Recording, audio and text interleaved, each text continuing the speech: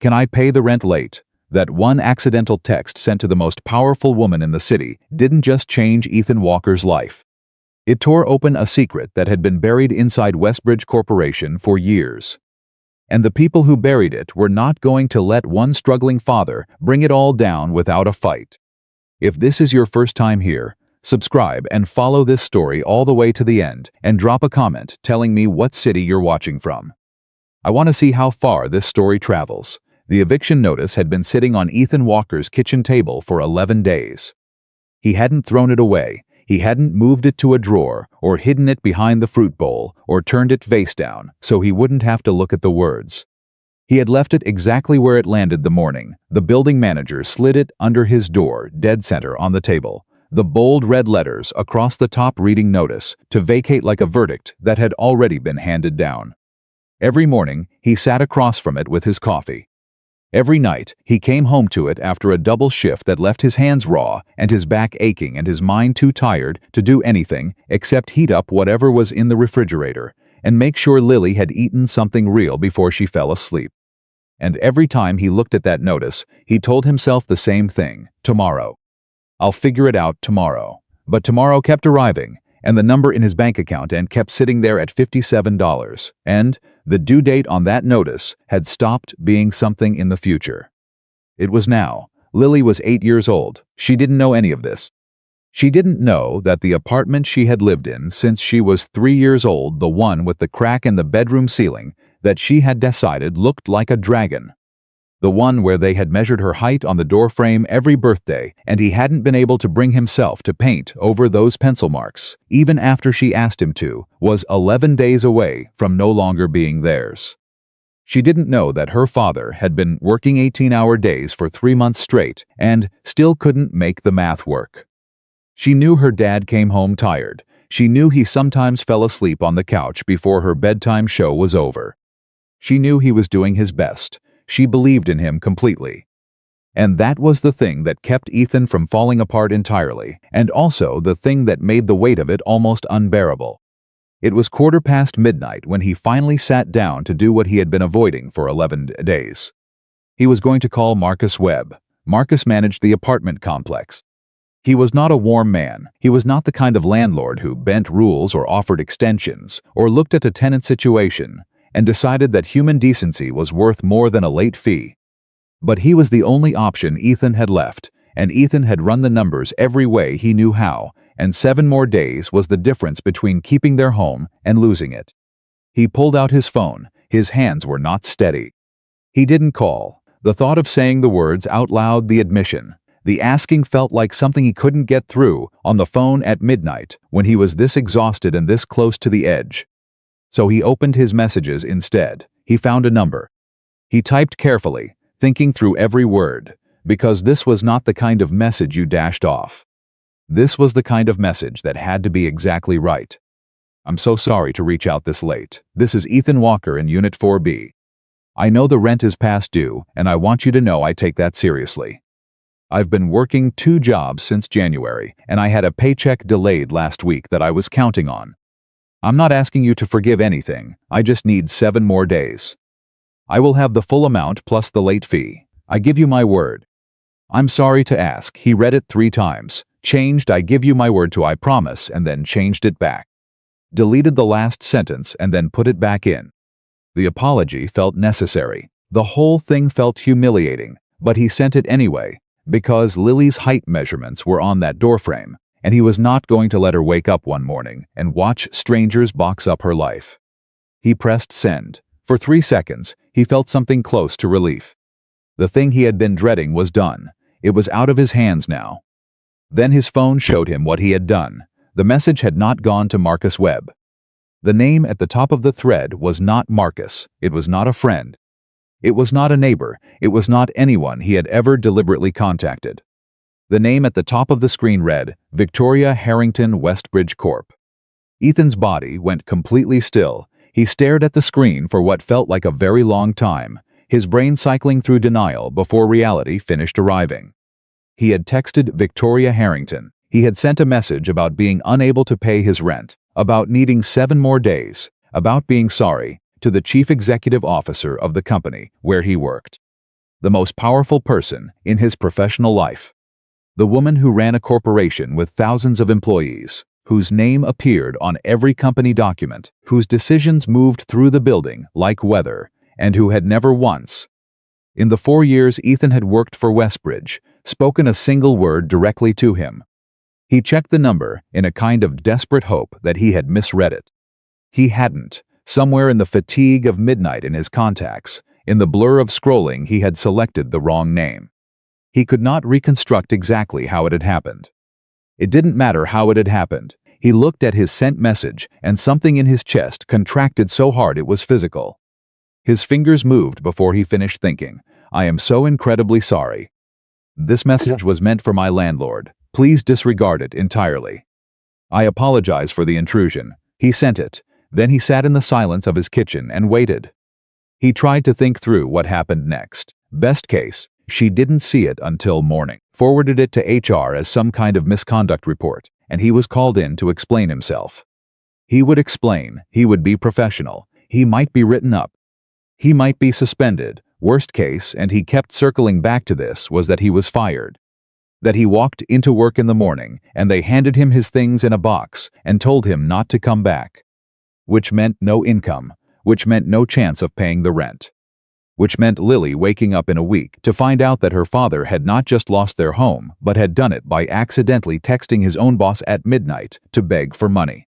He was still sitting there, working through the possibilities, when his phone lit up.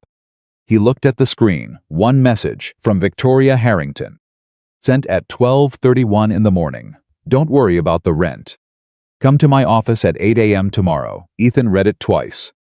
Then a third time. He had no idea what it meant. The words were simple enough, but they gave him no tone, no context, no indication of whether he was about to be helped or terminated, or something in between he hadn't thought of yet. Don't worry about the rent could mean she was going to assist him. Or it could mean the rent was about to stop being his problem because the job was about to stop being his job. Come to my office at 8 a.m. was not a request, it was not an invitation. It was a directive from someone who was accustomed to being obeyed. He set his phone down on the table beside the eviction notice. He did not sleep. By 7:45 in the morning, Ethan was standing outside the Westbridge Corporation headquarters in the only collared shirt he owned that didn't have a grease stain somewhere on it. He had pressed it the night before, or rather, in the early hours of that morning, standing in the kitchen with the iron because he couldn't sleep and he needed to do something with his hands. He had shaved. He had made sure Lily was up and dressed and fed and dropped at school with enough money for lunch, even though it meant his own breakfast was a gas station coffee that was already cold. He looked at the building. He had worked here for 4 years, and he still found it slightly disorienting, the scale of it, the glass and steel, the lobby where people in tailored suits moved through automatic doors, with the ease of people who had never once stood outside a building like this, wondering if they belonged. He belonged in the maintenance corridors, in the equipment rooms, in the parts of the building that kept everything running, but that no one in those tailored suits ever thought about, unless something stopped working. He went in. The receptionist at the front desk looked at him with a polite blankness that was its own kind of assessment. He gave his name. She made a call. A young assistant in a gray jacket appeared from an elevator and told him Miss Harrington was ready for him. He followed the assistant up 17 floors and tried to keep his breathing even. Victoria Harrington's office was exactly what he would have imagined if he had ever allowed himself to imagine it, which he hadn't, because a maintenance worker didn't spend time picturing what the CEO's office looked like. But he absorbed it in the first few seconds, clean, precise, nothing unnecessary. She was standing at the window when he came in. She turned when she heard him, and he had a moment to register that she was younger than he had assumed, or rather, that whatever age she was, she carried it differently than he had expected. Sharp, focused. Her attention moved to him immediately and stayed there in a way that was not hostile but was also not particularly comfortable. It was the attention of someone who was very good at reading people very fast. "Ethan Walker," she said. "Yes, ma'am." "Sit down." He sat. She crossed to her desk and remained standing behind it, which meant she was above him, which he understood was not accidental. She picked up a folder and placed it in front of him on the desk without opening it. Before we talk about your message last night, she said, I want you to look at something. He reached for the folder. Don't open it yet. She watched him. I want to ask you a question first. How long have you worked in equipment maintenance? 4 years, he said. 4 years in March. And in 4 years, have you ever filed a complaint with HR? The question landed in a place he hadn't expected. He kept his face neutral. No. Have you ever raised a concern with your supervisor about anything, pay discrepancy, safety, anything? He chose his next words carefully. I've mentioned things to my supervisor. Yes. What happened when you mentioned things to your supervisor? Ethan looked at the folder in front of him. He told me to focus on my work. Victoria studied him for a moment. Then she said, open the folder. He opened it. The first page was a company payroll report. His name was on it. He scanned the columns, dates, hours, overtime calculations, payment amounts. According to the document in his hands, Ethan Walker had been compensated correctly and in full for every hour he had worked over the past 18 months, including overtime. He stared at it. Does that match your records? Victoria asked. He looked up at her. He understood in that moment that the meeting had just shifted into something that was not what he had prepared for. He had come here expecting to be confronted about his message. Instead, she was showing him a document and asking him whether it was accurate. No, he said. By how much? He thought about the number. The running total he had been keeping in a notebook because he had stopped trusting the pay stubs 6 months ago. Over 18 months, roughly $9,000. The room was quiet. $9,000, she repeated. Yes, and you have documentation of this. He hesitated for exactly one beat. Yes, she didn't blink. How long have you had it? This was the question he had been turning over since the moment he had understood what the folder contained. Because the honest answer was that he had been documenting discrepancies for 6 months, carefully and quietly, because he had understood that what he was seeing was not a mistake. Mistakes were random. What he had been watching happen to his paychecks was systematic. And the reason he hadn't taken that documentation to HR or to anyone in authority at Westbridge was the same reason every other worker in his department had stopped asking questions. Because they had watched what happened to people who asked questions. 6 months, he said. Victoria's expression didn't change, but something behind it did a slight shift, the way a door opens just enough to change the air in a room. She pulled her chair out and sat down across from him for the first time since he'd entered. Tell me, she said, what you've seen. It took him 40 minutes. He had not planned for 40 minutes. He had not planned to say very much at all. But she asked precise questions, and she didn't interrupt, and she didn't hurry him, and she didn't offer him the kinds of dismissive reassurances that told a person they were being managed rather than heard. She just listened, and the listening was so unfamiliar from someone with this kind of authority that Ethan found himself saying things he had not said to anyone. He talked about the overtime hours that disappeared from records. Not vanished, completely erased and replaced with lower numbers, the kind of adjustment that a tired worker at the end of a long week might not notice if they weren't paying attention to exactly the right columns. He talked about the maintenance reports, problems flagged, documented, submitted, and then somehow never existing in the system by the time anyone above his supervisor checked. He talked about the workers in his department who had stopped asking about their pay, not because they trusted the numbers, but because they had learned that asking caused other problems. Shifts reassigned, hours cut, the kind of quiet retaliation that left no fingerprints. He talked about his supervisor, Ray Collier, about the specific language Ray used, don't make trouble. The company takes care of people who take care of the company, and about the afternoon 6 months ago when Ethan had noticed a discrepancy in his own overtime and gone to Ray to ask about it. And Ray had looked at him with an expression that was almost kind and said, Walker, you've got a daughter at home, right? Focus on that. That was when Ethan had started keeping his own records. When he finished, the office was quiet for a long moment. Victoria was looking at the folder. Then she looked at him. You've been carrying this for 6 months, she said.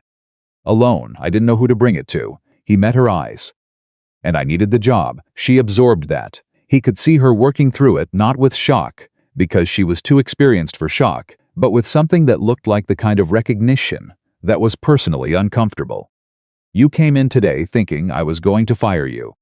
I wasn't sure, but that was the possibility you were preparing for. He didn't answer, because the answer was obvious. She looked at the folder again. Then she said something he didn't expect. "How's your daughter?" The question hit him somewhere unguarded. She's good. She's 8. She doesn't know about any of this. What's her name?" Lily. Victoria was quiet for a moment. Then she said, "Lily is not going to lose her home, Mr. Walker. I want to be very clear about that." She held his gaze. "And I want you to understand that what you've just told me, if what you've documented is accurate, goes well beyond your situation. This affects a lot of people." "I know," he said. "I'm going to need to see your records." He nodded. "And I need you to understand that what happens next is not going to be simple. If there is a coordinated scheme operating inside this company at the level you're describing, the people responsible for it are going to know someone is looking. They will try to control the situation. That may become uncomfortable for you." Ethan looked at the eviction notice that was not there, that was sitting on his kitchen table 11 miles away, printed with its red letters and its date, and then he looked at this woman across her clean, precise desk who had responded to his accidental midnight text, not with contempt or dismissal, but with a folder full of falsified records and a set of questions that told him she had already been suspicious of something. "It's already uncomfortable," he said. For the first time, something in Victoria Harrington's expression shifted in a way that was almost a smile. "Almost, I imagine it has been," she said, "for a very long time." She reached across the desk. "Bring me what you have," she said. All of it. He brought it the next morning, a manila envelope. Insides, 6 months of pay stubs with his own calculations written in the margins. Photocopies of maintenance reports before and after they had been altered in the company system. He had figured out early on how to pull the timestamp logs, and a handwritten ledger he had kept in the back of a notebook that his daughter thought was his grocery list. He sat across from Victoria, and he watched her go through it page by page, and she was the kind of reader who gave nothing away while she was reading. He sat straight in the chair. He had slept 4 hours the night before. His hands in his lap were completely still because he had decided somewhere between leaving the building yesterday and returning to it this morning that whatever was about to happen, he was done pretending not to know what he knew. Victoria finished the last page. She set it down. She looked at him. "This is meticulous," she said. "I'm a maintenance worker," he said. "I notice when things don't function the way they're supposed to." "Yes," she said quietly. "I can see that." She picked up her phone. She didn't explain who she was calling. She said 3 sentences to whoever answered, short, precise, the kind of sentences that caused things to happen, and hung up. "I'm bringing in our internal audit team," she said. "Independently from HR. I'm doing this quietly, which means I'm asking you not to discuss this with anyone in your department." "I understand. I mean anyone, not a friend, not someone you trust." "Not anyone. I understand," he said again. She studied him for a moment.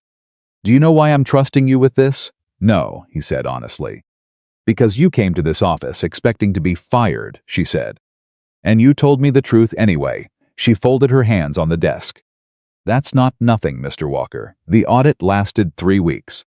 3 weeks during which Ethan went to work every day and did his job, and answered Collier's cheerful questions about how the wife and kids were doing. He had stopped correcting Ray about the wife, and watched his coworkers move through their shifts without knowing what was building beneath the surface of ordinary days. 3 weeks during which he received 2 phone calls from Victoria's team, asking him to clarify specific dates and specific records, calls he took outside the building on his lunch break, with his voice low and his back to the parking lot. 3 weeks during which he paid his rent. Victoria's office had processed a correction to his account for the documented withheld overtime, which meant he paid it with money that had always been his, and sat across from Lily at dinner, and helped her with her homework, and told her things were fine. They were not fine, but they were not collapsed. On a Wednesday in the middle of the 3rd week, Ray Collier called him into the small supervisor's office at the end of the maintenance corridor. Ray was smiling. Ray was always smiling, which Ethan had come to understand was a specific kind of weapon. "Heard something interesting," Ray said. He leaned back in his chair. "Word is there's been some kind of internal review going around. Finance, records, that kind of thing." He watched Ethan. "You hear anything about that?" "No," Ethan said. Ray's smile didn't waver. "Funny, Because somebody's been pulling records from our department. Maintenance logs, scheduling reports. He tilted his head slightly. Thought you might have heard something. Working the hours you do. You notice things. I notice when equipment needs maintenance, Ethan said. That's my job. Ray looked at him for a long moment. The smile was still there. Right, he said. That's the job. He tapped the desk twice with 2 fingers. You've got a daughter, don't you, Walker? Lily, right? Ethan kept his voice level through an act of will. Yes, smart girl. You should make sure she's got stability. Consistency. You know how important that is for kids. Ray's eyes were steady on his. Especially when they've already been through loss. The silence in the small office was a specific kind of silence.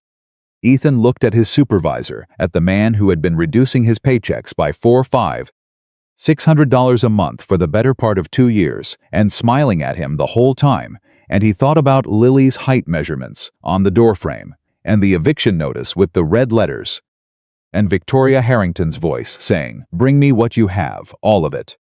I appreciate the concern, he said. Was there something else? Ray studied him, then he leaned forward. Just checking in, he said. That's all. Ethan nodded. He left the office. He walked to the far end of the maintenance corridor, away from everyone, and stood with his back against the wall, and his heart hammering, and his hands very still at his sides. Then he picked up his phone and sent a 2-word text to the number Victoria had given him. It's moving. Her reply came back in 4 minutes, I know. Hold steady. He stood there a moment longer. Then he went back to work. The audit concluded on a Friday. Victoria called him at 6 in the evening, which he was not expecting. He was at home. Lily was at the table behind him working on a drawing of a dragon inspired. She had explained at length, by the crack in the ceiling, and Ethan stepped into the hallway to take the call. We have enough, Victoria said. He leaned against the wall. How many people? 3 department supervisors and 2 people in payroll, who were adjusting the records on the other end. A pause. The wage discrepancy across the affected workers goes back 4 years. The total is just under $700,000. Ethan closed his eyes for a moment. There's going to be a board presentation on Monday, Victoria said. I'd like you to be there. Me. You documented this when no one else did. You preserved records that would have been impossible to reconstruct without your work. You should be in that room, Victoria. It was the first time he had used her name. He wasn't sure she noticed. Those are your board members. These are executives in your company. I'm a maintenance worker. Yes, she said, you are, and you're the reason this is being addressed instead of buried. She paused again, a deliberate pause, the kind that meant what came next mattered. I've spent 17 years in this company, looking at reports and trusting what they told me. I trusted the systems, I trusted the structures. Her voice was even, but something underneath it wasn't. I was looking at the numbers and missing the people. You reminded me that those are not the same thing. Lily's voice came from the kitchen. Dad, what does a dragon breathe besides fire? He almost laughed. Ice, he called back. Sometimes ice. Cool, Lily said, entirely satisfied. He brought the phone back to his ear. Monday, he said. 8 o'clock, Victoria said. Same office. He stood in the hallway for a moment after she hung up, his phone in his hand, looking at the pencil marks on the doorframe, the thin lines with dates written in his handwriting, each one marking how much Lily had grown since the last time. The lowest one from when she was barely 3, and the apartment was new, and his wife was still alive, and the world was a different size than it was now. He had not lost this, he was still here. Monday was 4 days away. He went back into the kitchen and sat down across from his daughter and looked at her dragon. It needs more ice, he said. Lily considered this very seriously. You're right, she agreed, and she picked up a blue crayon, and she drew. The board meeting was in 4 days. Ethan told himself that 4 days was manageable. 4 days was just 4 more shifts, 4 more dinners with Lily, 4 more nights of lying in the dark, running through everything he had documented, and making sure he hadn't missed anything. 4 days was survivable. He made it through exactly 1. Saturday morning he arrived at his second job, the overnight equipment repair work he had been picking up from local businesses since January, and found a voicemail waiting on the shop's landline. The owner's voice was apologetic but firm. Business had slowed down. He wouldn't be needing Ethan's help going forward. He hoped Ethan understood. He was sorry for the short notice. Ethan stood in the empty shop holding the receiver for a long moment. Then he set it down carefully and thought about the math. His second income was gone. The rent was paid for this month, covered by the overtime correction Victoria's team had processed. but next month was 30 days away, and 30 days felt very different now than it had yesterday. He ran the numbers in his head the way he always did, the way a man who had been surviving on tight margins for 3 years did automatically, like breathing. His Westbridge salary alone, after taxes, after Lily's school expenses, after utilities, it was workable. Barely, but it was workable, and he reminded himself of that. He also reminded himself that the voicemail had come on a Saturday morning, 24 hours after Victoria's call, 2 days after Ray Collier had sat across from him in that small office and mentioned Lily's name with a smile. He didn't believe in coincidences anymore. He had stopped believing in them around the same time he had started keeping a notebook. He drove home, sat at the kitchen table with his coffee, and opened his notebook to a fresh page. He wrote the date, he wrote the time, he wrote second job terminated. No cause given, 1 week after audit inquiry into maintenance department records. He underlined the last sentence, then he closed the notebook and put it back in the drawer where Lily could not find it. He called Victoria's number. He had been told to use it only for urgent developments. She answered on the second ring. "They cut my second job," he said. "I think it was Ray." A pause short. "Tell me exactly what happened." He told her. She listened without interrupting, which he had come to recognize as her specific form of attention, the silence that meant she was processing everything, not just the words. "Do you have a record of the voicemail?" she asked. "I can request the phone log from the shop owner." "Do that today if possible." Another pause. "Ethan, I need to ask you something directly." "Okay. Are you safe, you and Lily?" The question was so unexpectedly human from a woman he had spent 2 days trying to categorize that it stopped him for a second. "Yes," he said. "We're fine. I'm asking, because what you just described is retaliation. It's the kind of move that people make when they're starting to panic." Her voice was careful and precise. "If they're willing to reach outside the company to pressure you, they're more worried about Monday than I thought." "That makes 2 of us," he said. "Don't be," she said. "The audit is complete. The documentation is solid. Monday happens regardless of what they do between now and then." She said it with the certainty of someone who had learned how to be certain in rooms where certainty was the only currency that mattered. "But be careful, and write down everything." "I've been writing down everything since October," he said. "Good. A beat. How's Lily?" He looked across the kitchen at the dragon drawing taped to the refrigerator, yesterday's masterpiece, rendered in 3 shades of blue with particular attention to the ice-breathing apparatus. "She's still asleep," he said. "She has a soccer game this afternoon." "Go to the game," Victoria said. "Be her dad. Monday will handle itself." He hung up and sat with that for a moment. Go to the game. Be her dad. The simplicity of it was almost absurd given everything surrounding it. But he understood what she was telling him. The single thing those people could not take from him was the afternoon on a soccer field, watching his daughter run after a ball with complete joy and absolutely no awareness that her father's entire professional life was suspended over a 4-day countdown. He made Lily's breakfast. He woke her up. He did not mention the voicemail. And at 2 in the afternoon, he stood at the edge of a muddy soccer field and watched Lily score a goal, and the sound she made, the pure, uncomplicated, explosive happiness of an 8-year-old who had just done the thing, hit him somewhere so deep and so unguarded that he had to take a breath and look at the sky for a second so she wouldn't see his face doing something embarrassing. He cheered louder than any other parent on that field. She deserved that. She deserved the full volume of it. Sunday came and went in a grinding kind of tension that he kept mostly to himself. He cleaned the apartment. He helped Lily with a school project about the water cycle. He slept badly and woke at 4 in the morning with the particular clarity that only comes at 4 in the morning, when the mind strips everything down to what it actually is. He lay in the dark and thought about Ray Collier's smile and the shop owner's apologetic voicemail and Victoria Harrington's voice saying, "The audit is complete, the documentation is solid," and he made himself stay with the facts instead of the fear. The facts were, he had done nothing wrong, he had documented what he saw. He had told the truth when asked directly. He had not fabricated a single number in that notebook. not rounded up a single discrepancy, not exaggerated a single incident. Everything he had given Victoria was accurate, and accurate was the only thing he could control. The fear was everything else. The fear was the thing he had been managing for 3 years, since the morning he had stood in a hospital hallway and understood that he was going to raise Lily alone. That there was no longer a person in the world who shared the weight of her completely.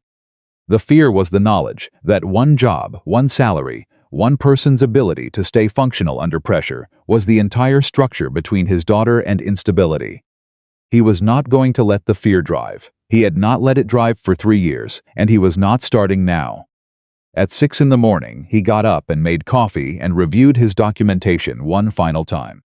Everything was in order. Everything was exactly what he said it was. He was ready. Monday arrived the way significant days often do, not with drama, but with the ordinary machinery of mourning. Lily had oatmeal. She lost one of her mittens. They found it behind the couch cushion. He dropped her at school, watched her run inside without looking back, the way children do when they trust completely that the world behind them will stay in place. He drove to Westbridge. He did not go to the maintenance level. He went to the 17th floor. The assistant in the gray jacket met him at the elevator. Something in the woman's expression was slightly different than it had been the first morning, less the polite neutrality of someone managing a low-level employee and more the careful attention of someone who had been told that this particular person mattered today.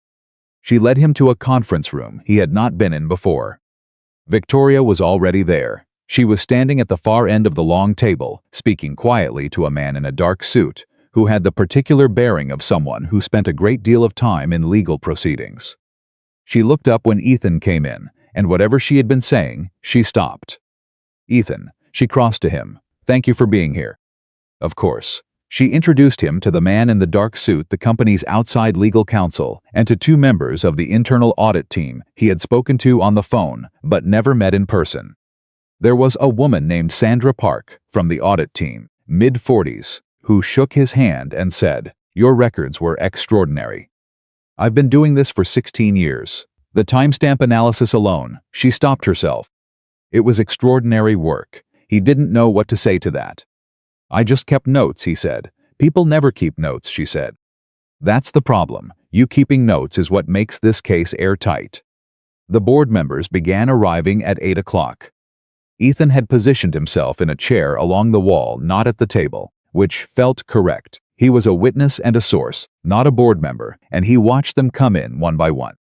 Men and women in expensive clothing, carrying tablets and leather portfolios, most of whom he had seen only in the photographs in the company lobby.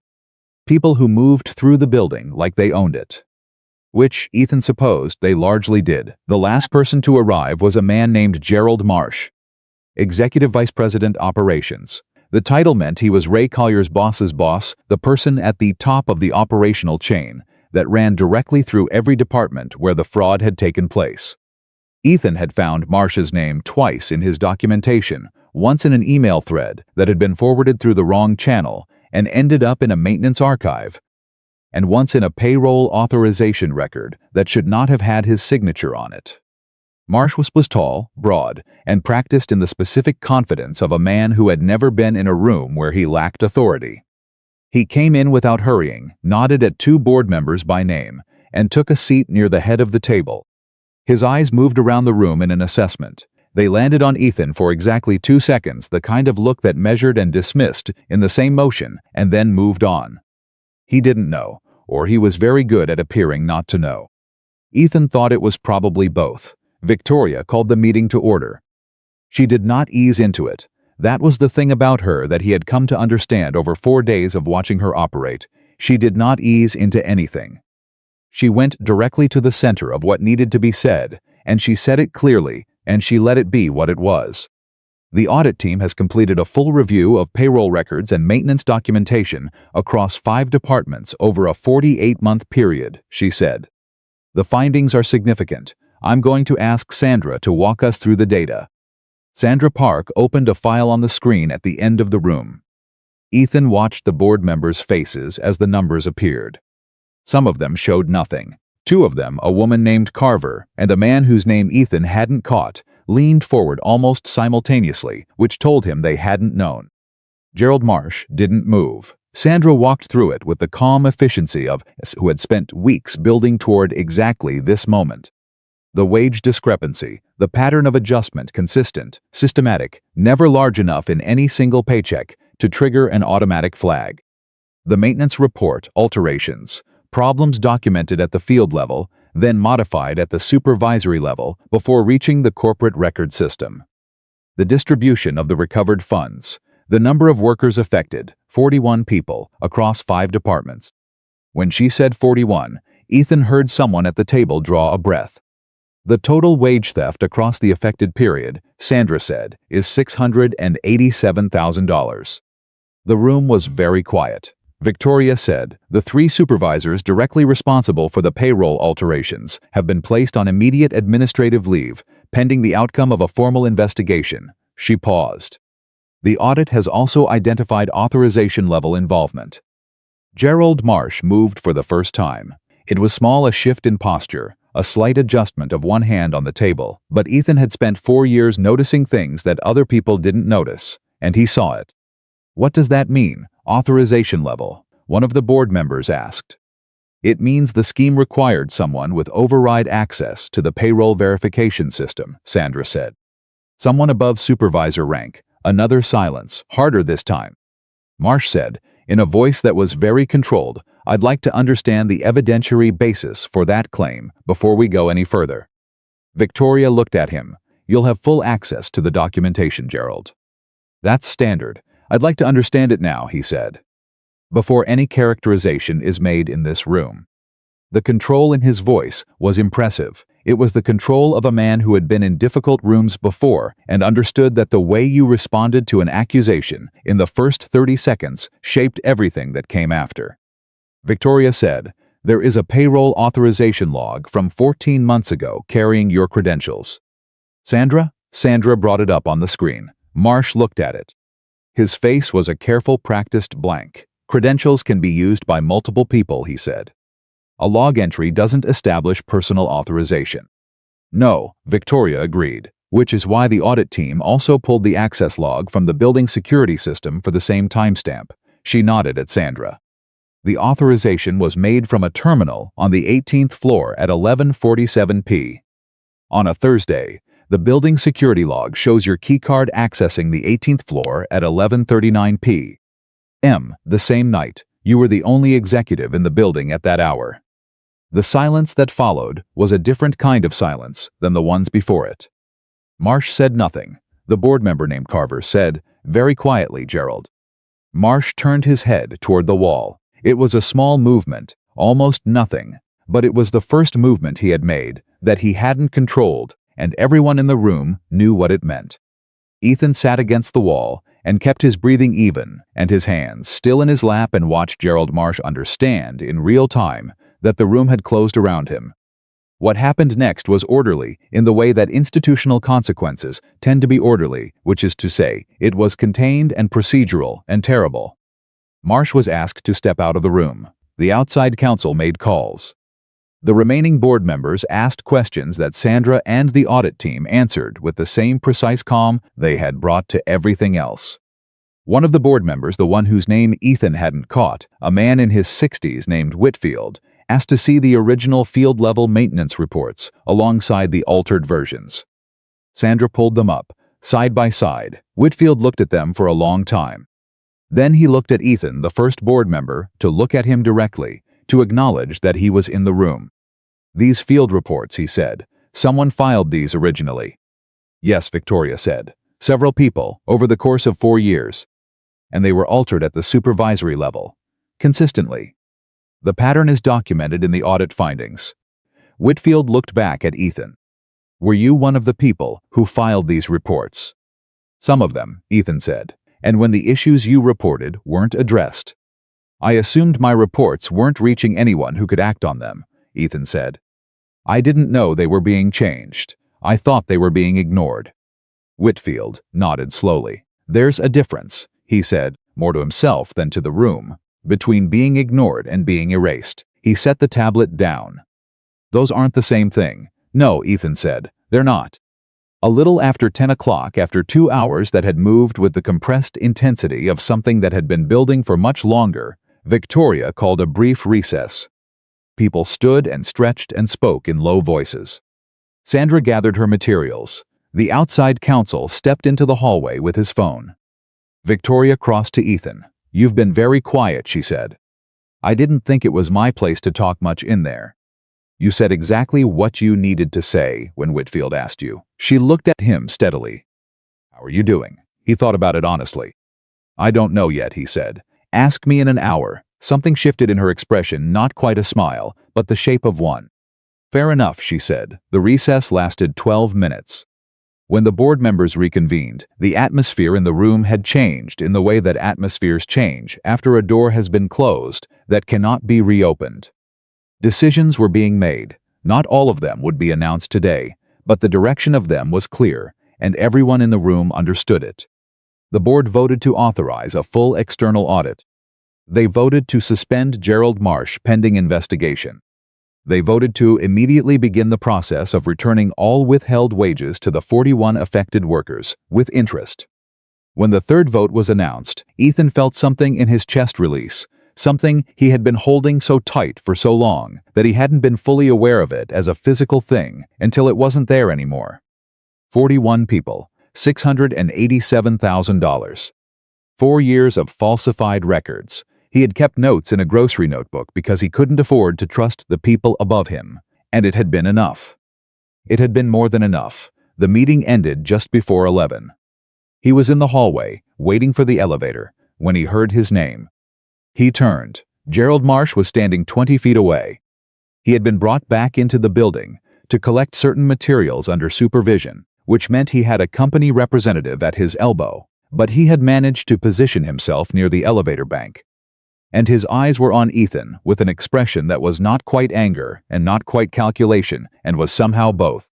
"Walker," he said. His voice was level, conversational almost. "You know this isn't over." Ethan looked at him. He thought about what to say. He thought about the 41 people who had spent 4 years being paid less than they earned. He thought about the maintenance reports that had gone into the system and come out changed. He thought about Ray Collier's smile, and the shop owner's voicemail, and the eviction notice with the red letters and Lily's height measurements on the doorframe.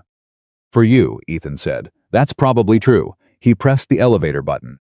"For the 41 people you've been stealing from for 4 years, it actually is over." Today the elevator opened. He stepped in. The doors closed on Gerald Marsh's face. He was in the parking lot, sitting in his car, still processing the last 3 hours, when his phone rang. It was a number he didn't recognize. He almost didn't answer. He answered. "Is this Ethan Walker?" A woman's voice. Uncertain, slightly rough around the edges, the way a voice gets when someone has been crying recently or hasn't slept. "Yes, my name is Denise Reyes. I work in the Westbridge Distribution Center. I got a call this morning from someone in HR. They said there's going to be some kind of adjustment to my pay. Something about back wages." A pause. "I've been with the company for 3 years. My husband got laid off in January. I've got 2 kids. She stopped. "I don't understand how this happened. Someone told me there was a person who found all of it. Who had documentation." Another pause. "Was that you?"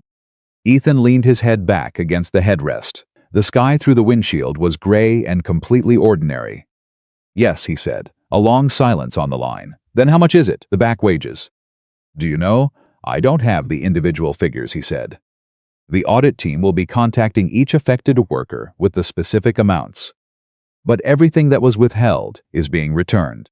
With interest, he heard her breath change on the other end of the phone.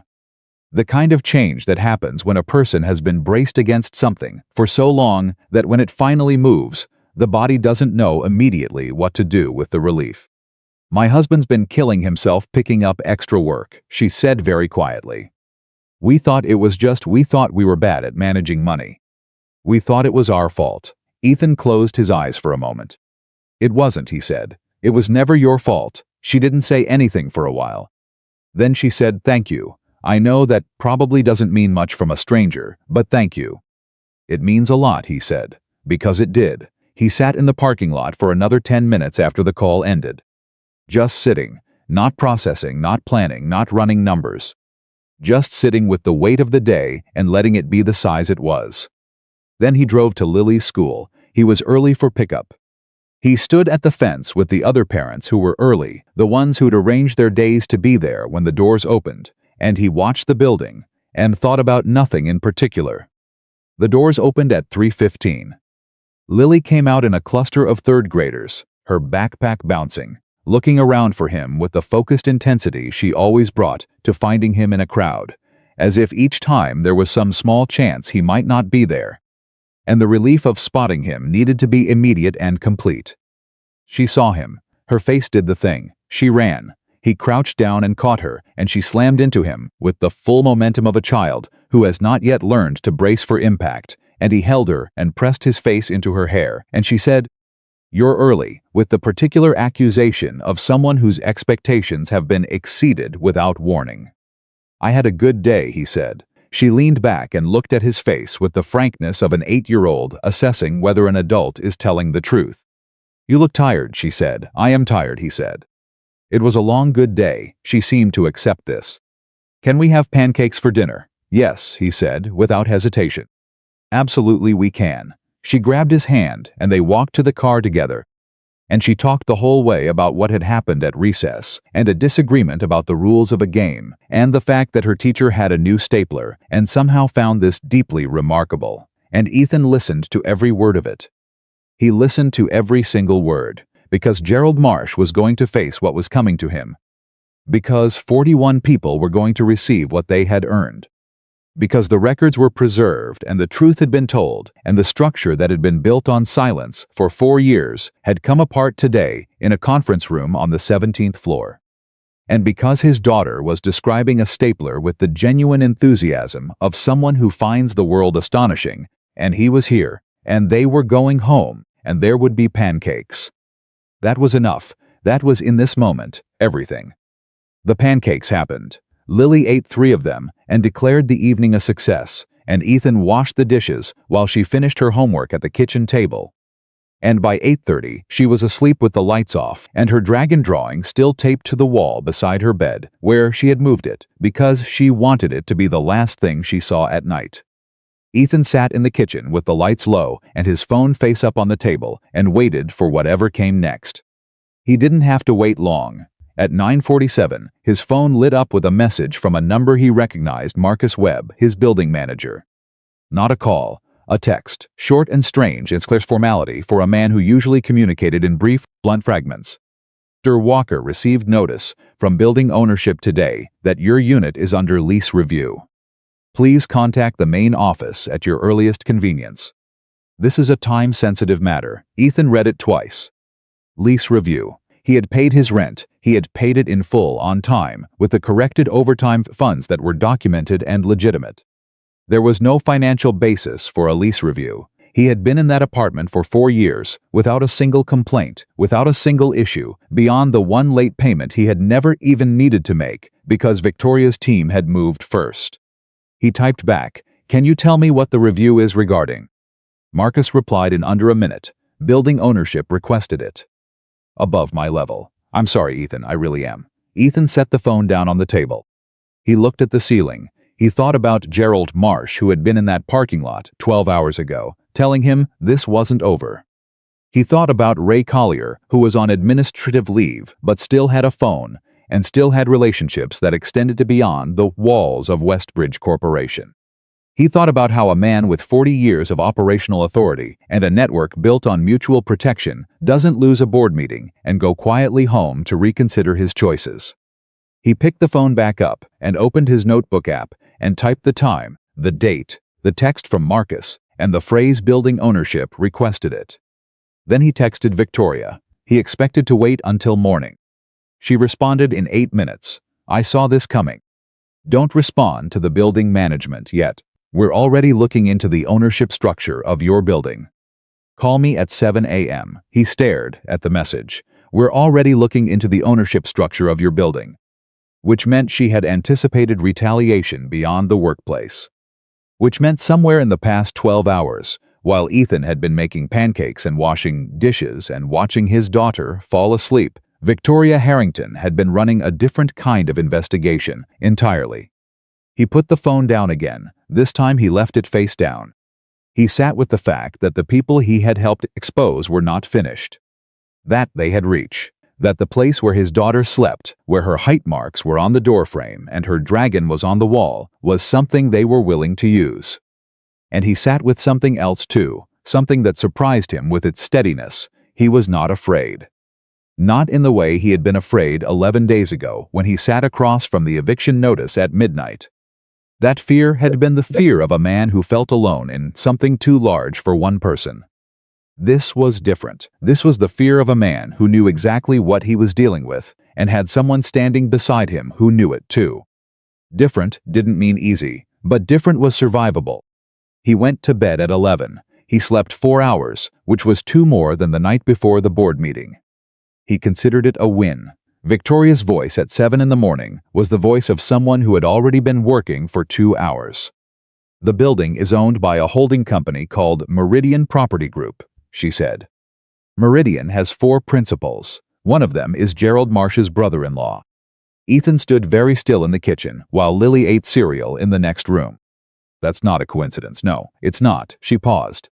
It also means the lease review has no legitimate grounds, which makes it actionable. My legal team drafted a cease and desist letter this morning. It'll be in Meridian's hands by 9 o'clock. How is that possible? You didn't know about the building connection until... I had my team start researching Marsh's personal financial connections yesterday afternoon, she said. After the parking lot. He hadn't told her about the parking lot.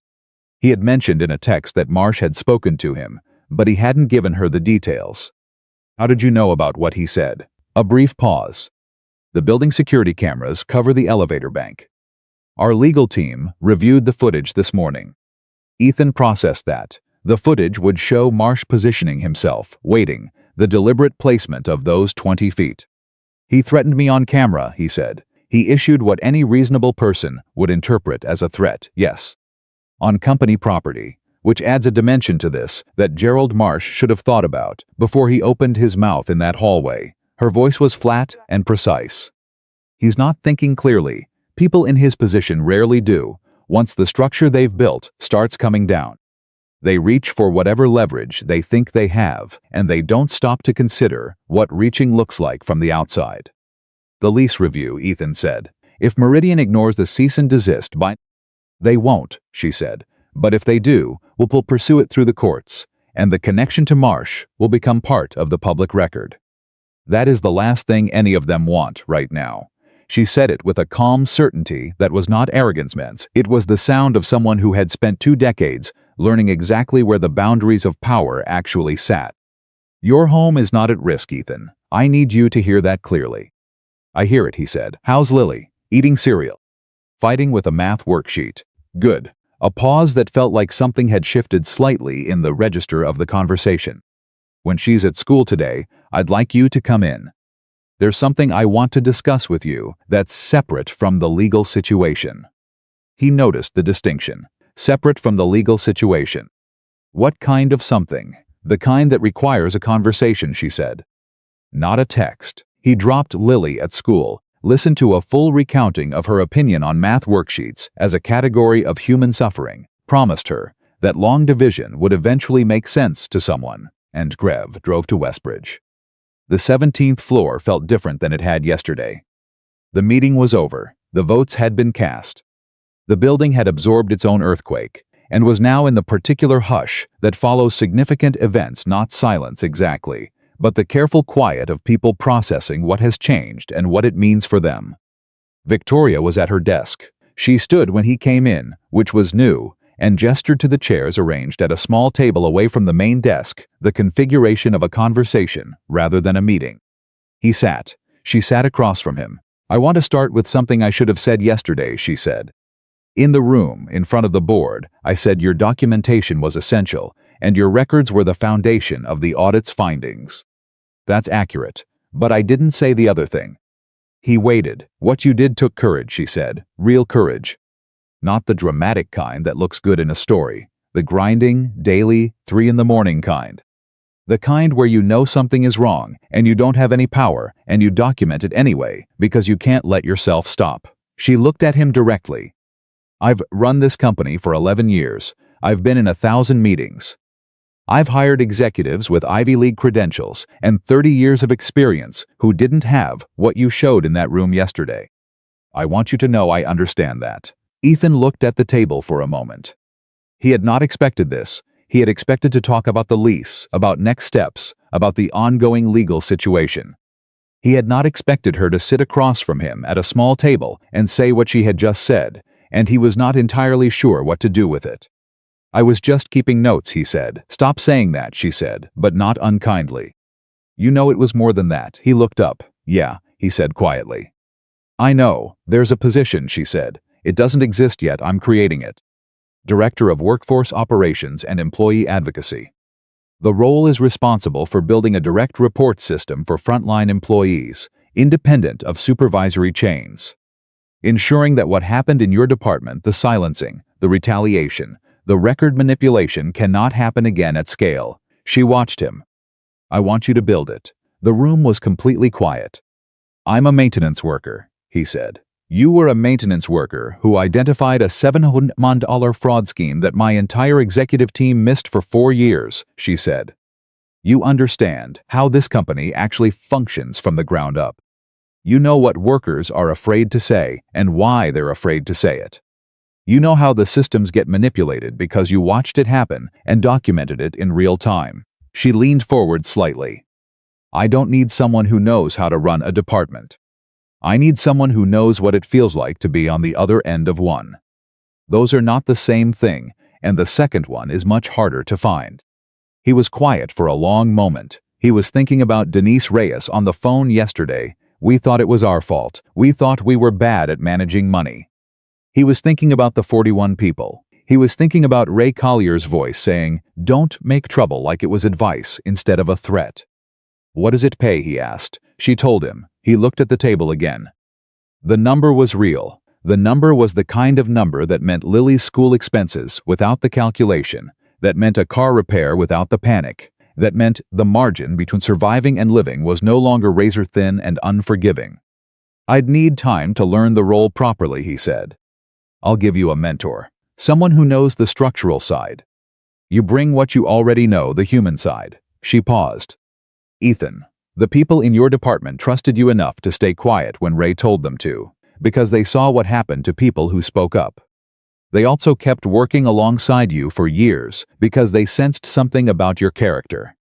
That is exactly what this role requires. You already have the hardest part. He looked at her. You barely know me. I know what you did with the 9 months before we met, she said. That tells me more than a resume. He sat with it. He thought about his wife, who had believed in him in that specific, unconditional way that some people have, the kind of belief that doesn't require evidence because it's built on something deeper than evidence. He thought about the fact that he had spent 3 years since losing her operating entirely on his own judgment, trusting himself in the dark without anyone to confirm that his instincts were right. They had been right. They had been right the whole time. Yes, he said. She nodded. No triumphant smile, no celebration. Just the single clean acknowledgement of someone who has asked a serious question and received a serious answer. There's a meeting Thursday with HR and legal to begin the formal process. I'll have the offer documentation sent to you today. Okay, she stood. He stood. One more thing, she said. She seemed, for just a moment, slightly less certain than she had been for the entirety of their conversation, a small, precise crack in the composure that he suspected very few people ever saw. I owe you an apology, not as the CEO of this company. As a person. He waited. I built systems that I trusted instead of people I should have listened to, she said. I looked at clean reports and decided that clean reports meant a functioning company. I didn't ask who was filing them or what it cost them to file them or whether they were afraid. She held his gaze.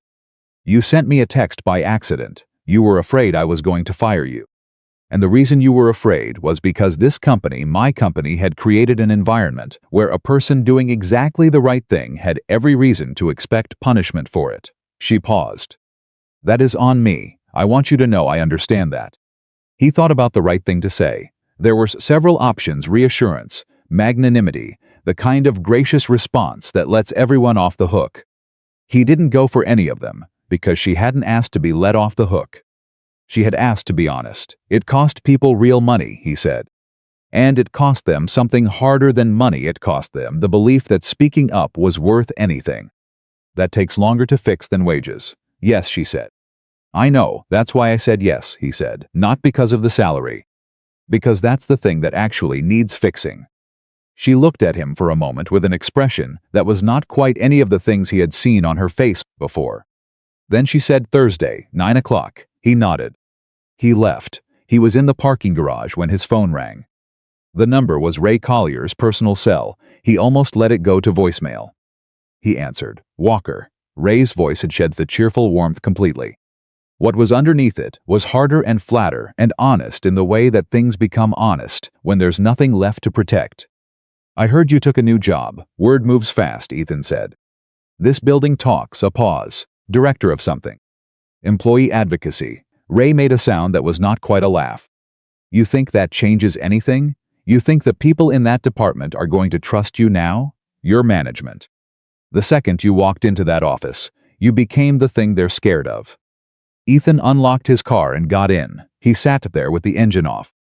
Is there something you need, Ray? I need you to understand what you did, Ray said. I had 22 years in this company. 22 years. I built relationships. I ran a department that functioned. And you stole from 41 people, Ethan said. His voice was level. Not angry. Anger would have been easier and also less effective. For 4 years, you manipulated their paychecks, altered their records, and told them not to make trouble when they noticed. You used my daughter's name to threaten me in your office. You reached outside the company to have my second job cut. He paused. Don't call me about 22 years, Ray. The silence on the line was long. You'll regret this, Ray said. But the certainty that had been in his voice every time he'd ever said anything to Ethan was gone from it now. What was left was something smaller and more human and considerably less frightening. I don't think I will, Ethan said. He hung up. He sat in the car for a minute. Then he started the engine and pulled out of the garage into the ordinary daylight of an ordinary Tuesday. And he drove toward Lily's school because he had 2 hours before pickup, and he was going to spend them doing something he had not been able to do in months. Absolutely nothing. At a park bench, with a cup of coffee, in the quiet. He had earned the quiet. He had not counted on Marcus Webb. Marcus called him at noon, while Ethan was on his second cup of coffee, and had successfully thought about nothing substantial for 45 minutes, which was close to a personal record. The cease and desist came through this morning, Marcus said.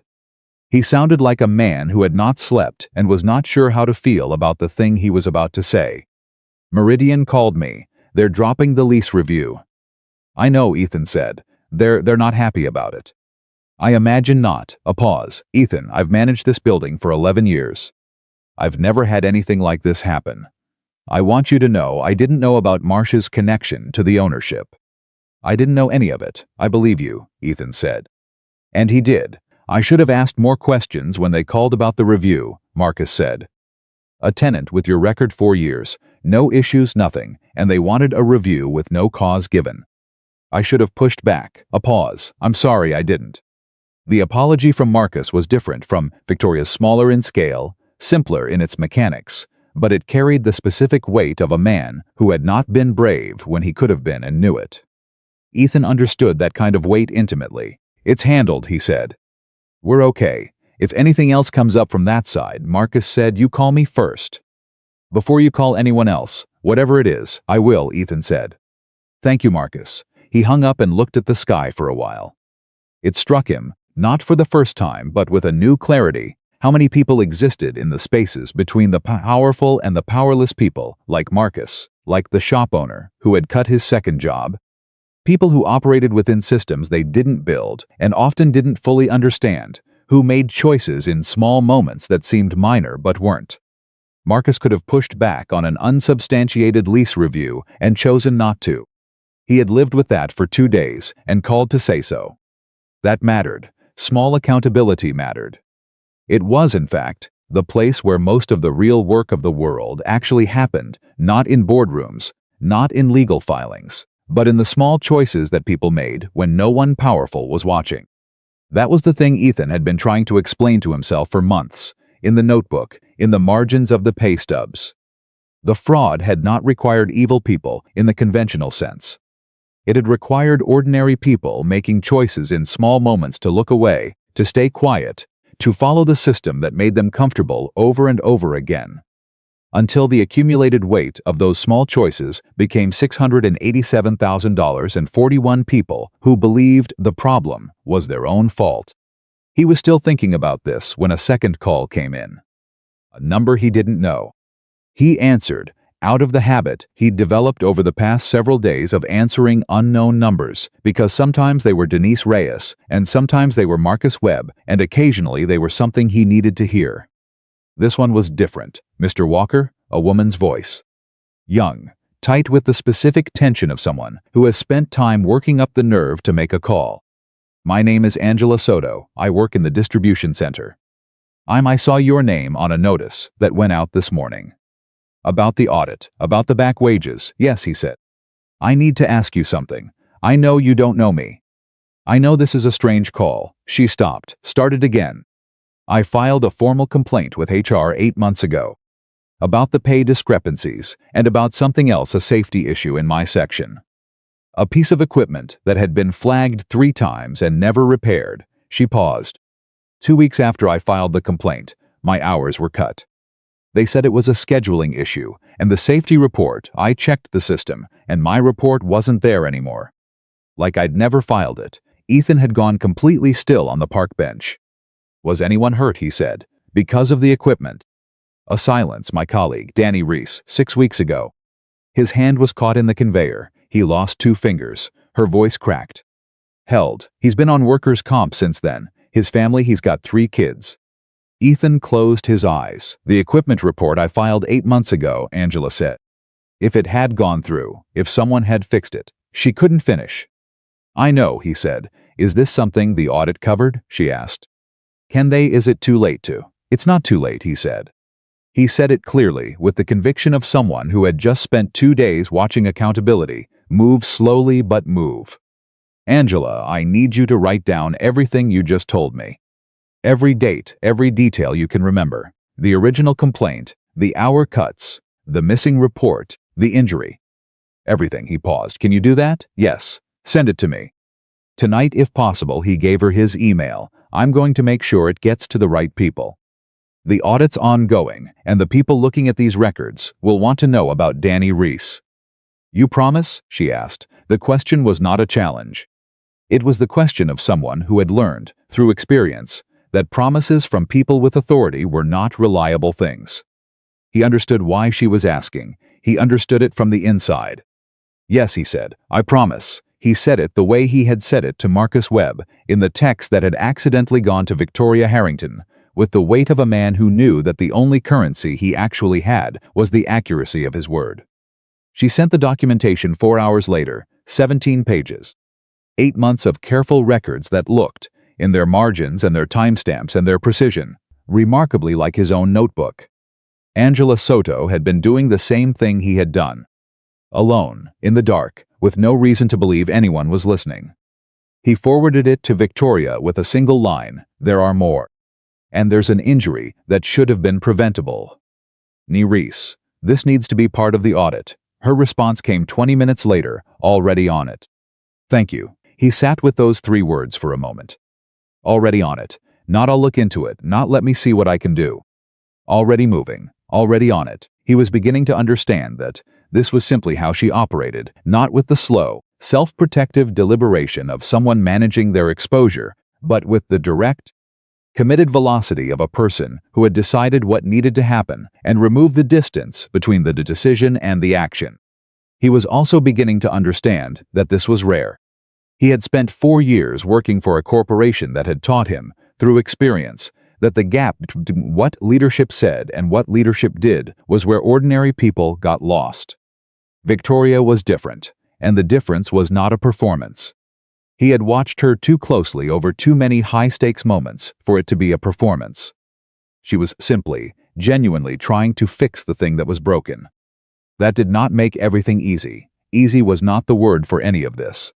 But it made the work feel like work that was worth doing, which was a thing he had not felt in a very long time. Thursday came. He sat across a conference table from Victoria's HR director, a woman named Priya Anand, who was meticulous and warm, and had clearly been fully briefed on everything. The offer documentation was exactly what Victoria had described. He signed it. Priya walked him through the transition timeline, the onboarding process, the people he would be working with, the scope of the role. Halfway through the meeting, Victoria's assistant appeared at the door and said something quietly to Priya. Priya looked up. "There's a development," she said carefully. Gerald Marsh's legal team filed a motion this morning, claiming the board vote was procedurally improper. She looked at Ethan. "He's arguing that the audit evidence was obtained through unauthorized means and should be excluded." Ethan looked at Priya steadily. "It was obtained through me," he said. "I kept my own personal records of my own pay. There's nothing unauthorized about that." "No," Priya said, "there isn't. Our legal team will make that very clear." She paused. "But it means this gets longer." "I know," he said. "Are you okay with that?" He thought about Angela Soto's 17 pages. He thought about Danny Reese and 3 kids and 2 missing fingers and an equipment report that had been erased from a system so that no one in authority would have to act on it. He thought about Denise Reyes, who had believed for 3 years that her family's financial struggle was their own fault. "He can file whatever he wants," Ethan said. "The records are accurate. The truth doesn't change because someone files a motion against it." Priya looked at him for a moment. Then she said, "No, it doesn't." She picked up her pen and continued the meeting. He signed the final page of the offer letter at 11:45. He was officially no longer a maintenance worker. He was on paper, a director. The word sat strangely on him, like a coat that hadn't been broken in yet. He thought about what Ray Collier had said on the phone, "You became the thing they're scared of." He thought about what Victoria had said, "I need someone who knows what it feels like to be on the other end of one." He knew exactly which version he intended to be, and he knew the difference between them was not the title or the office or the salary. The difference was whether you remembered where you came from when you got there. He was going to remember. He folded his copy of the offer letter and put it in his jacket pocket, close to where the grocery notebook used to live. And he walked back through the building and pressed the button for the elevator and rode it down 17 floors, all the way to the ground. He had a daughter to pick up and a new job to build. And 41 people, at least 41, who were waiting, without knowing they were waiting, for someone who understood that the measure of a workplace was not what it looked like in the reports. It was what it felt like to be the person filing them.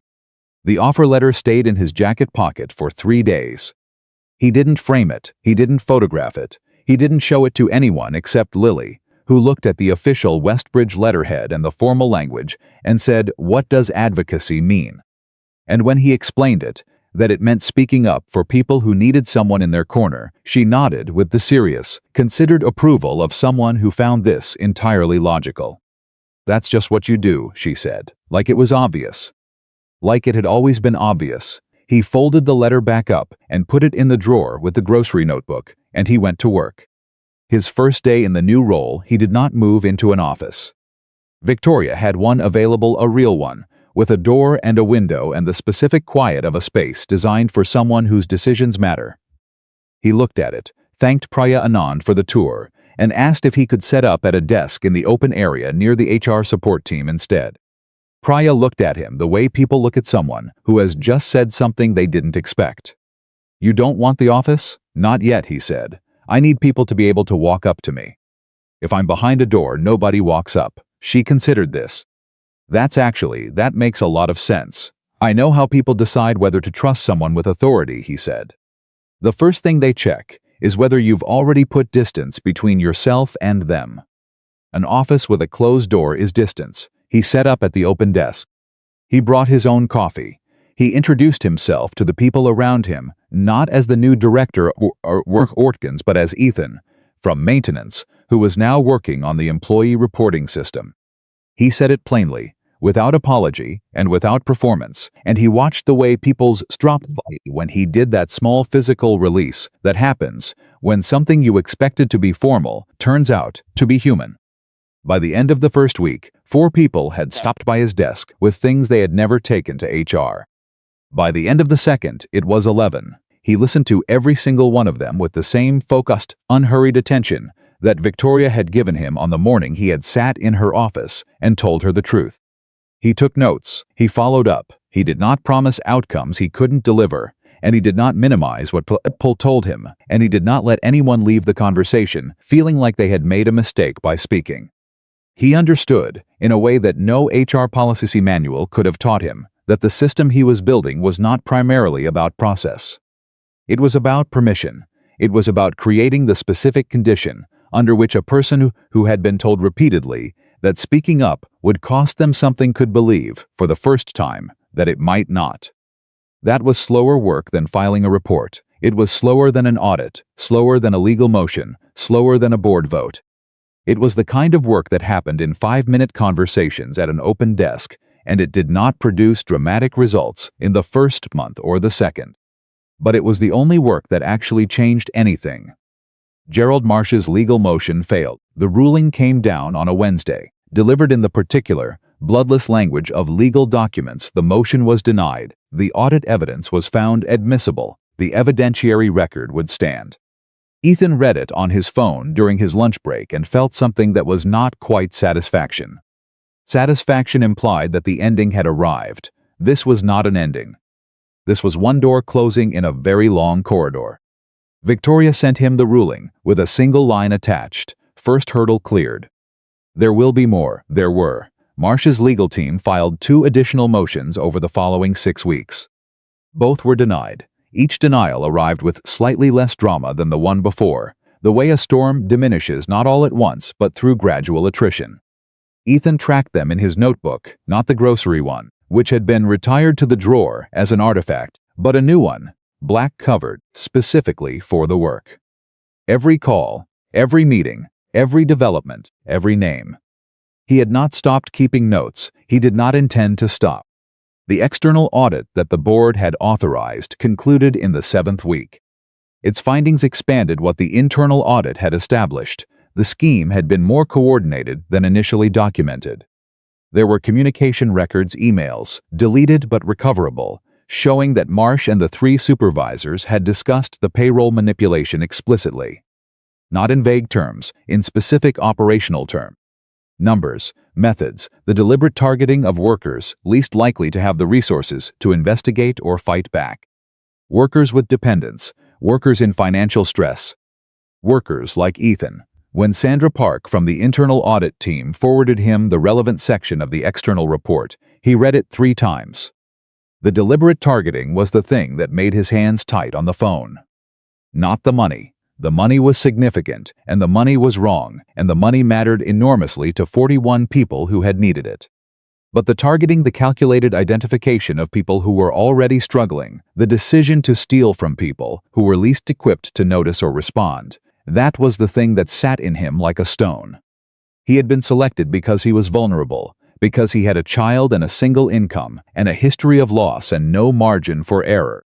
Because people like that, the scheme assumed, would do the math wrong, or miss the discrepancy, or notice, but decide that the cost of speaking was higher than the cost of silence. They had been wrong about him, but they had been right about the structure of the trap. And the trap had worked on 39 other people who had not been wrong, who had made the entirely rational calculation that a person in a precarious position does not risk the only income standing between their family and disaster by filing a complaint that might disappear and a retaliation that definitely wouldn't. He wrote about this in the report he submitted to Victoria at the end of his 2nd month.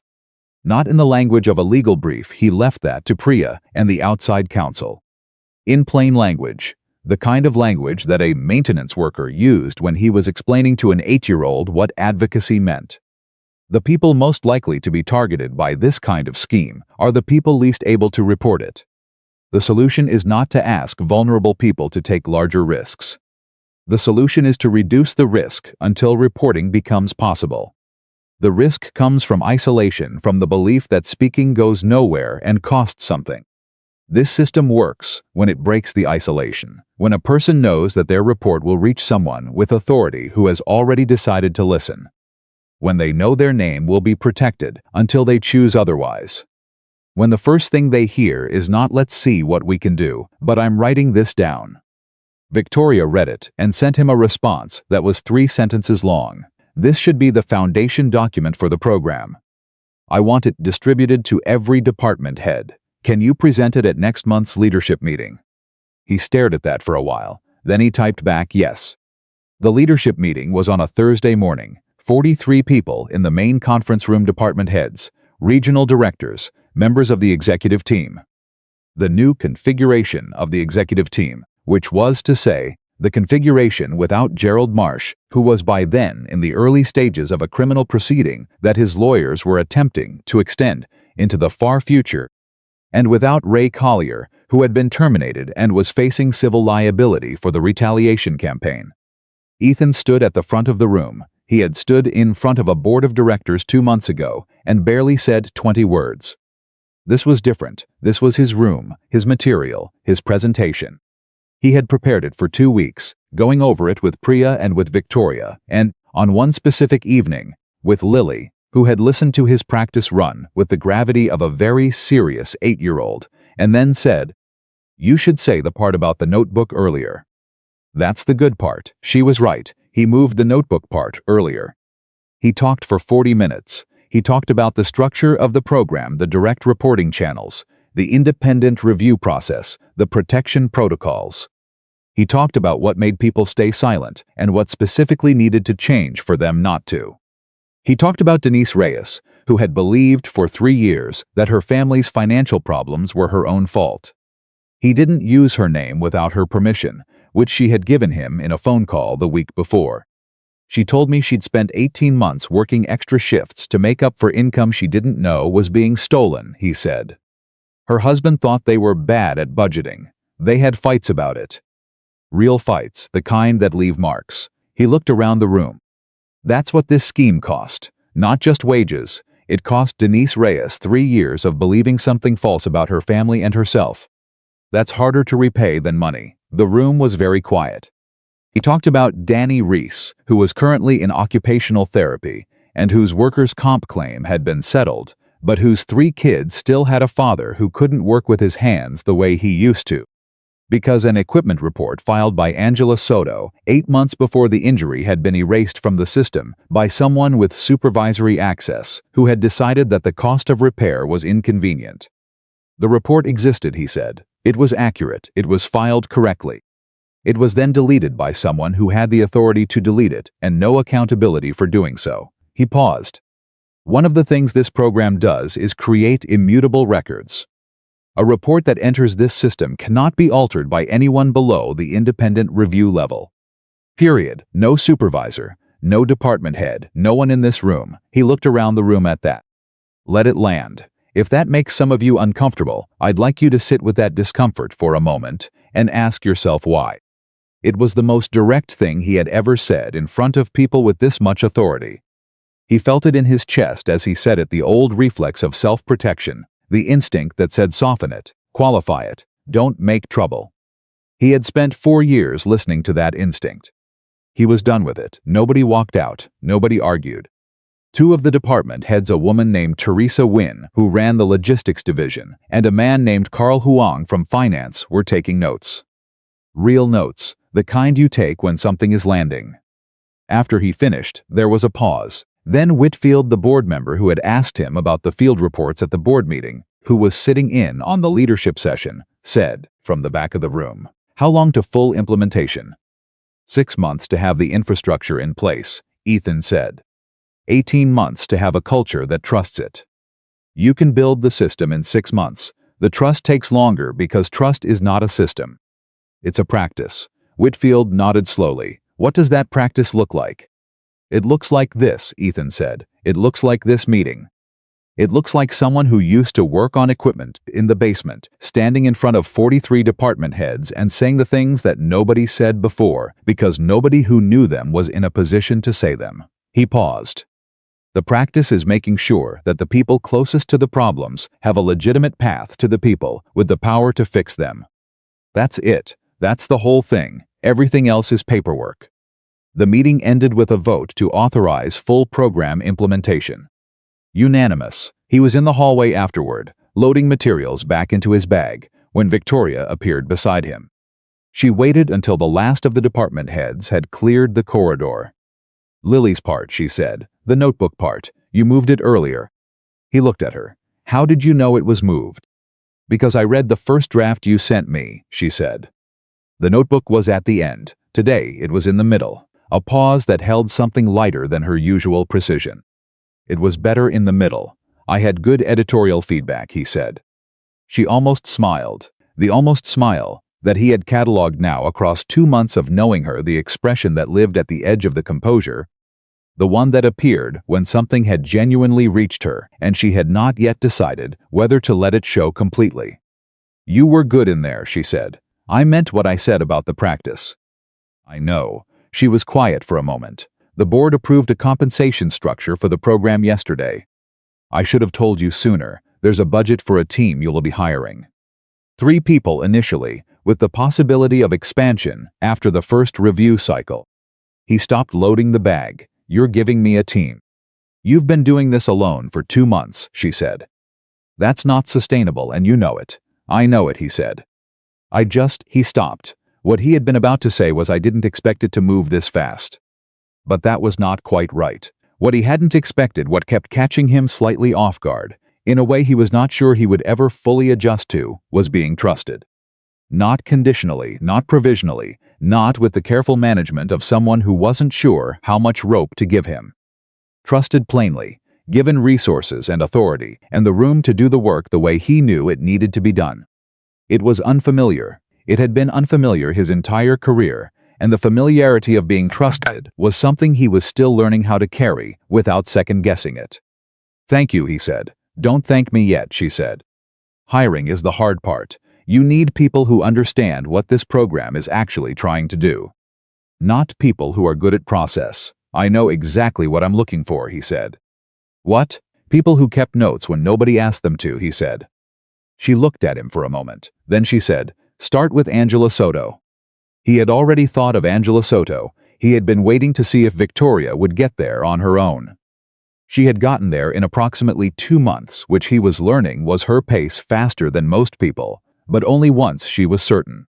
"Already on my list," he said. He called Angela that afternoon.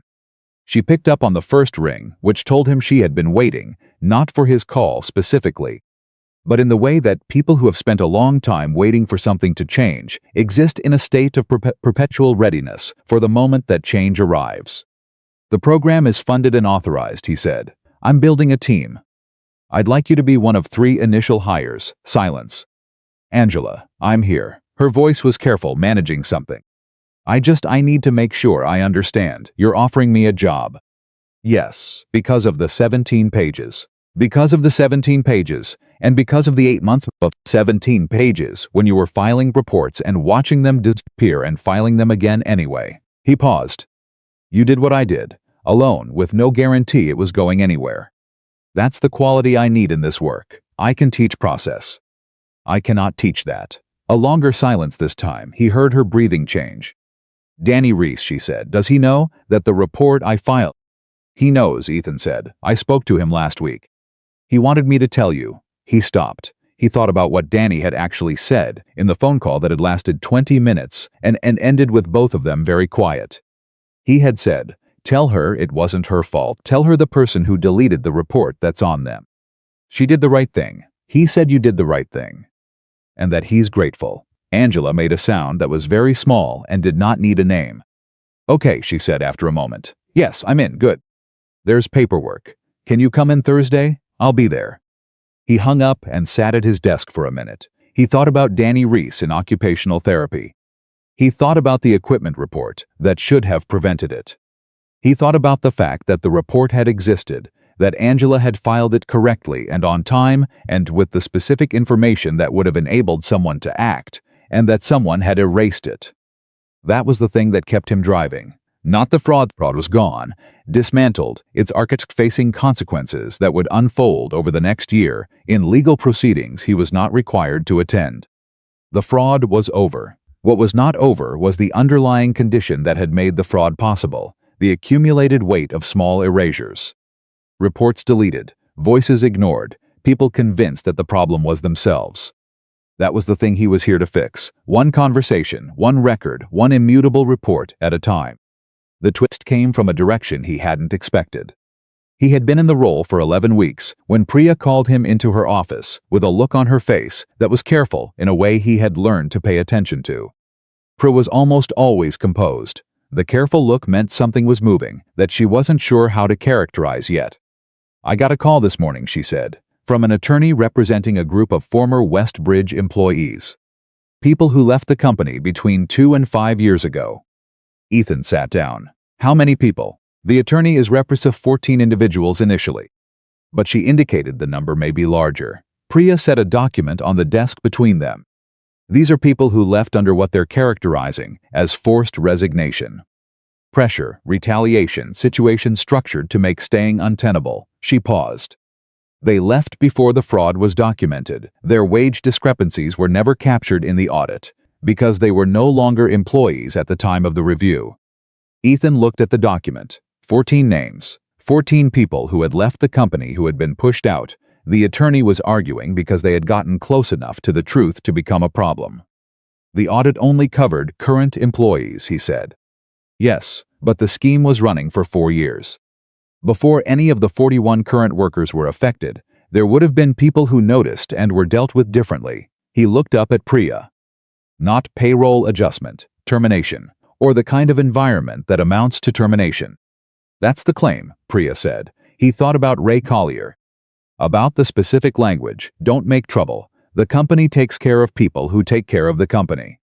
About the efficiency of a system that had stayed hidden for 4 years. Systems that stay hidden for 4 years don't stay hidden by chance. They stay hidden because people who get too close don't stay.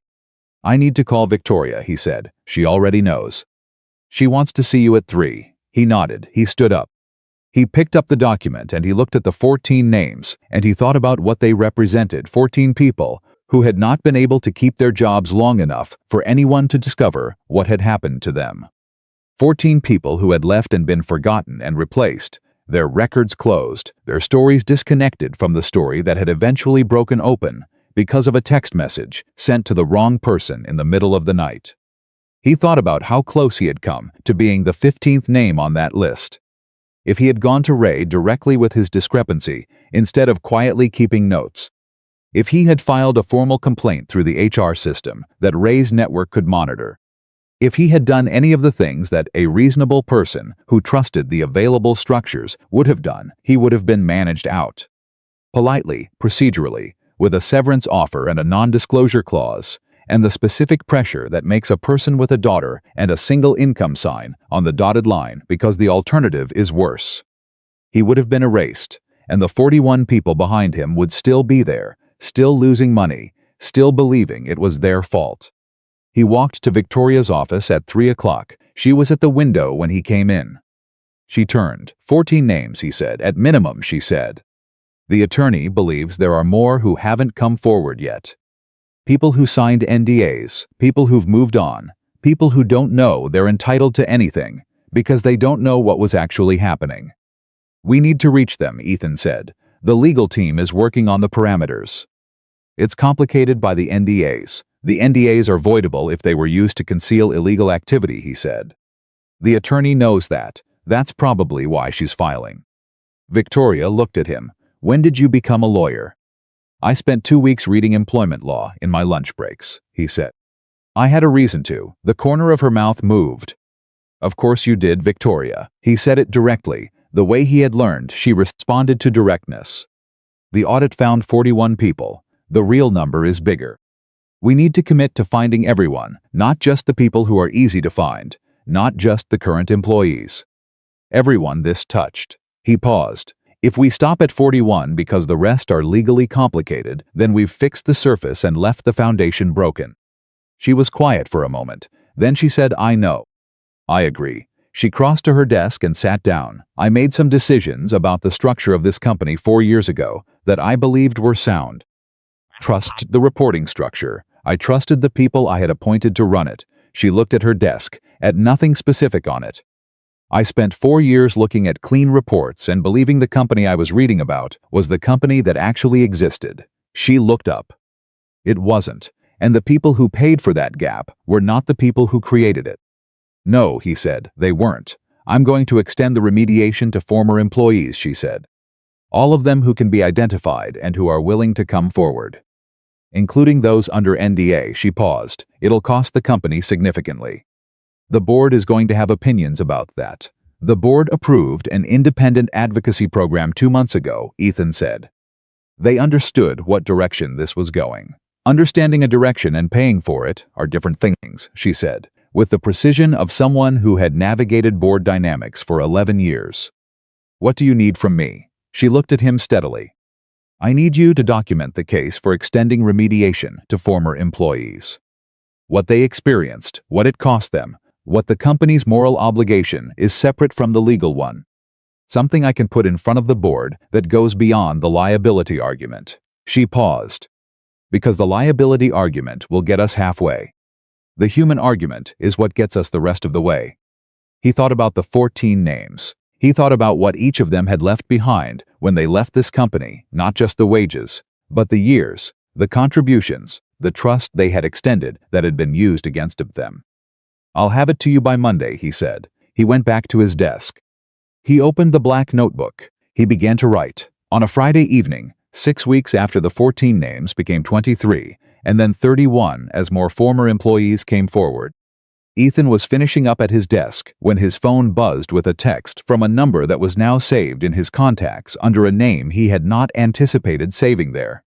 Still at your desk, Victoria. He looked around the largely empty floor. Yes, go home, Ethan. He smiled at his phone. 5 more minutes. Her response came back immediately. I've heard that before. He put the notebook in his bag. He shut down his computer. He put on his jacket and rode the elevator down and walked to his car. And on the drive home, he thought about the fact that 31 people were in the process of having their stories heard by someone with the authority to do something about it, and that Danny Reese' equipment report was now part of a formal safety audit of every operational facility, and that Angela Soto had been at her new desk for 3 weeks and had already done something remarkable. She had redesigned the intake form for the reporting system based on what she had wished had existed when she was the one trying to file. She had built what she had needed, because she had remembered what it felt like to need it. He pulled into the parking lot of Lily's after-school program 4 minutes before closing. She came out with her backpack and her jacket half on and a drawing in her hand, not a dragon this time. A building, with people in it, stick figures at different levels, connected by arrows going in all directions. What is it? He asked. Your work, she said, with the confidence of an 8-year-old who has given this significant thought. I drew how it works. The arrows are the reports. They go everywhere so nobody can lose them. He looked at the drawing for a long moment. She had gotten it exactly right. Can I keep this? He asked. She shrugged with the elaborate casualness of someone who is secretly very pleased. Sure, I made it for you. He put it carefully in his bag, next to the black notebook, and they drove home.